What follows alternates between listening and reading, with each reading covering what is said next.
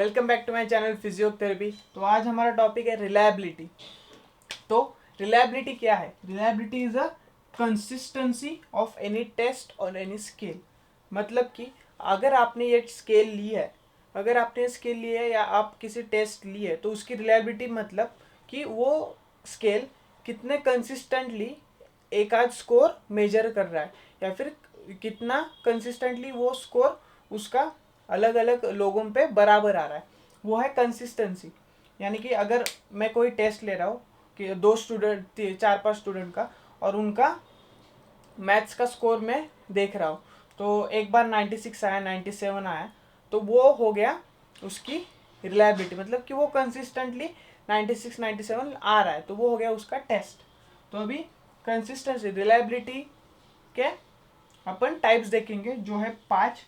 तो पहला है इंटररेटर रिलायबिलिटी। इंटररेटर रिलायबिलिटी मतलब क्या कि अगर आप दो कोई भी थेरेपिस्ट है, या मैं हूँ, मेरा दोस्त है, कोई और है, ठीक है, तो मैंने एक स्केल देखी, उसका मेरे को रिजल्ट आया 82%। फिर दूसरे मेरे एक दोस्त ने देखी, उसको भी रिजल्ट आया 83%, और एक और तीसरे ने देखी, उसको भी आया कि 84%। ठीक है, तो जो स्केल है वो मल्टीपल रेटर्स है, मैं, मेरा दोस्त और एक दोस्त, ऐसे 3 मल्टीपल रेटर्स में वो कंसिस्टेंटली जो रिजल्ट आया वो सेम आया, तो इसे कहते हैं इंटर रेटर रिलायबिलिटी। तो वो स्केल इंटररेटरली रिलायबल है। नेक्स्ट है test retest reliability. Test retest reliability मतलब क्या? स्केल मैंने आज देखा, मैंने वो आज उससे वैल्यू निकाला कि कोई कोई आउटकम है वो 82% है। उसके बाद मैंने वही सेम स्केल 1-2 महीने बाद यूज़ की, मैंने ही की, किसी और ने नहीं, मैंने ही की, कोई अलग नहीं है, सिर्फ मैं सेम टेस्ट 2 बार चेक करूँगा। अगर वो रिजल्ट सेम आए तो वो टेस्ट रिलायबल है, मतलब उसमें टेस्ट रिलायबिलिटी है। तो ये हो गया सेकेंड टाइप अपना। तो थर्ड है इंटरनल कंसिस्टेंसी। मतलब टेस्ट जो है या फिर कोई भी स्केल है, उसका खुद के जो कंपोनेंट्स हैं स्केल के, कोई भी हो, वो खुद कितना कैपेबल है मेजर करने के लिए कोई भी स्कोर, जिसे कहते हैं अपन इंटरनल कंसिस्टेंसी। तो ये हो गया इंटरनल रिलायबिलिटी। नेक्स्ट है स्प्लिट हाफ और ऑड इवन रिलायबिलिटी। तो स्प्लिट हाफ में क्या होता है? अगर कोई स्केल में 10 कंपोनेंट्स है, ठीक है, बार्थल ले लिया हमने, तो उसके हाफ में डिवाइड करेंगे 5-5, और दोनों को एक साथ कंपेयर करेंगे और फिर उसका रिलायबिलिटी देखेंगे। तो ये हो गया split half reliability.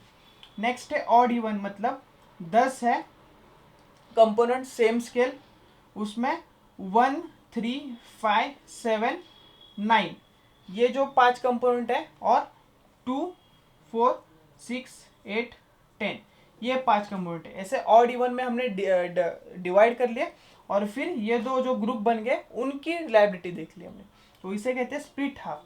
Odd even reliability मतलब क्या कि अभी जो मैंने बताया, ये दो, एक स्केल को ऑड कंपोनेंट्स और इवन कंपोनेंट्स में डिवाइड करके उनकी रिलायबिलिटी देंगे। नेक्स्ट है पैरेलल और अल्टरनेट रिलायबिलिटी। मतलब अगर मैं कोई एक्टिविटी ऑफ डेली लिविंग की कोई स्केल ले रहा हूँ, तो उससे उसकी सिमिलर कोई अल्टरनेट स्केल होगी, उसके साथ उसकी रिलायबिलिटी चेक होगी, तो उसे कहते हैं अपनी अल्टरनेट रिलायबिलिटी और पैरेलल रिलायबिलिटी। समझ में आ गया? इंटर रेटर मतलब एक से ज़्यादा रेटर्स होंगे, टेस्ट रिटेस्ट मतलब एक ही रेटर, लेकिन वो सेम 2-3 बार चेक करेगा multiple time. Next split half मतलब एक स्केल को 2 पार्ट में डिवाइड करके उनका रिलायबिलिटी देखेंगे। ऑड इवन मतलब एक स्केल को ऑड में और इवन में डिवाइड करके उनकी रिलायबिलिटी देखेंगे। पैरेलल और अल्टरनेट फॉर्म मतलब क्या? सेम स्केल का कोई सिमिलर स्केल, सेम जो आउटकम है उसका कोई सिमिलर स्केल ढूंढ के उनकी रिलायबिलिटी ढूंढेंगे। तो ये हो गया है रिलायबिलिटी। तो अगर आपको ये वीडियो समझ में आ गया तो please like share and follow कर देना, और कोई भी डाउट हो तो कमेंट्स में मेंशन करना।